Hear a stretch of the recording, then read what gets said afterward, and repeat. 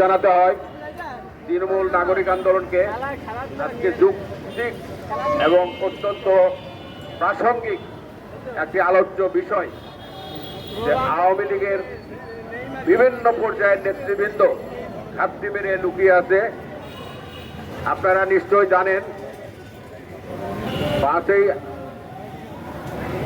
5ই আগস্টের আওয়ামী লীগের নেত্রী যখন পালিয়ে যায় তখনও ক্যান্টনমেন্টে 627 জন লুকিয়েছিল। তারা বিভিন্ন পর্যায়ে বের হয়েছে, এখন বিভিন্নভাবে ঘুরে বেড়াচ্ছে। তাদেরকেও আইনের আওতায় আনা যায়নি। এই সরকারের 1 বছর সময় হয়েছে, অত্যন্ত অনেক বেশি সময়। 1 বছর যথেষ্ট সময়। উচিত ছিল এই অপরাধীদেরকে ধরা এবং আইনের আওতায় নিয়ে আসা এবং দ্রুত একটি নির্বাচনের ব্যবস্থা করা, আয়োজন করা।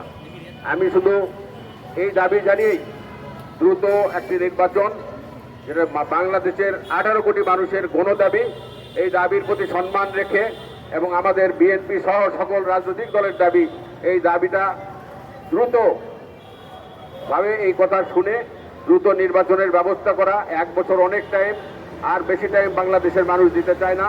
যদি আপনারা এটা দিতে ব্যর্থ হন তাহলে বাংলাদেশের মানুষ আপনাদেরকে যে সম্মান, যে ইজ্জত করেছে তা প্রত্যাখ্যান করবে এবং শেষ পর্যন্ত কিন্তু বাংলাদেশের মানুষ রাস্তায় নামলে আপনারা নির্বাচন দিতে বাধ্য হবেন এবং নির্বাচন হবে ইনশাল্লাহ। বাংলাদেশের জনগণের ভোটের অধিকার প্রতিষ্ঠা হবে এবং বাংলাদেশ জাতীয়তাবাদী দল একটি নিরপেক্ষ নির্বাচনের প্রত্যাশা করছে। সেই নির্বাচন হলে আগামী দিনে জাতীয়তাবাদী শক্তির বিজয় হবে এবং বাংলাদেশ সুখী সমৃদ্ধ বাংলাদেশ গড়ার জন্য বাংলাদেশ জাতীয়তাবাদী দল কাজ করবেন।